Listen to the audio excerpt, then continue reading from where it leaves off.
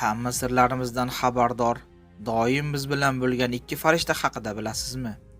Har so'z, har qarash, hatto niyatingiz ham yozilmoqda. Bir kun kelib sizga o'sha yozuvlar ko'rsatiladi. Qalbimizdan o'tgan sirni ham biladigan bu ikki farishta kim edi? Shu haqida gaplashamiz.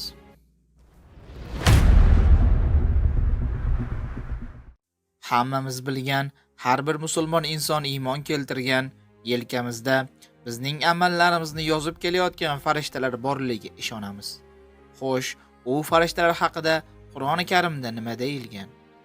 إذ يتلقى المتلقيان عن اليمين وعن الشمال قعيد ما يلفظ من قول إلا لديه رقيب عتيد.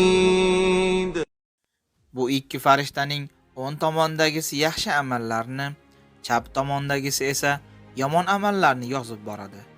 Siz faqat og'zingizdan chiqqan so'zlarni emas, balki ko'nglingizdan o'tgan fikrlarni ham yozilayotganini bilasizmi? Hadislarda payg'ambarimiz sollallohu alayhi va sallam aytadiki, inson bir yaxshilikni qilishni niyat qilsa, hali qilmagan bo'lsa ham Alloh unga bitta savob yozadi. Agar u yaxshilikni qilsa, birdan 100 gacha savob yoziladi. Ammo yomonlikni niyat qilsa, toki qilmaguncha yozilmaydi. Agar u gunohni qilsa, bir dona gunoh yoziladi. Bu esa mu'min insonga Allohning rahmatidir.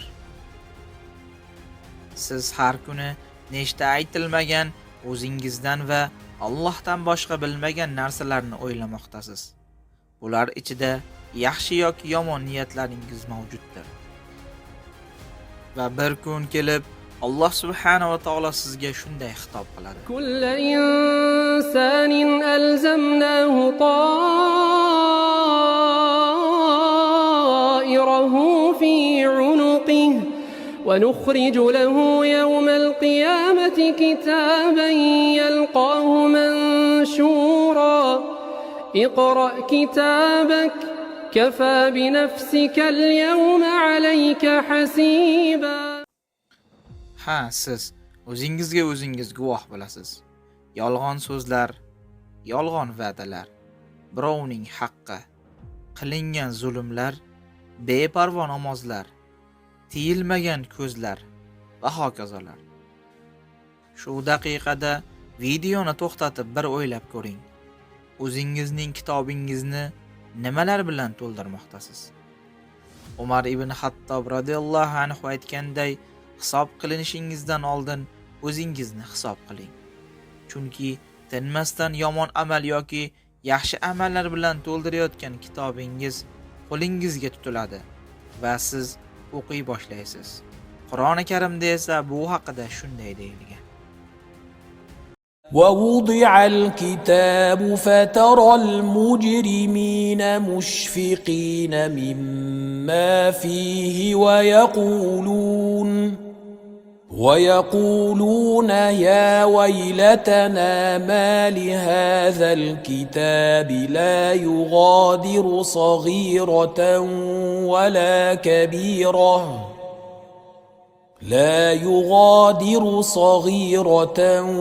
ولا كبيرة إلا أحصاها ووجدوا ما عملوا حاضرا ولا يظلم ربك أحدا. Qiyomat kunida siz nima deysiz? Qilgan gunohlaringizni ko'rib qay ahvolga tushasiz?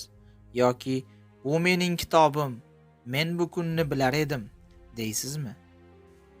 Qilayotgan har bir amalimiz yozilayotgan ekan, har bir amalimizga e'tibor beraylik. Qiyomat kunida Allohning huzurida turib kitobingizni xotirjam o'qiydigan bandalardan biri bo'lishni nasib qilsin. Bu videoni yaqinlaringiz bilan ulashing. Shoyatki ular siz tufayli namoyi amallar kitobiga bir dona savob qo'shsalar.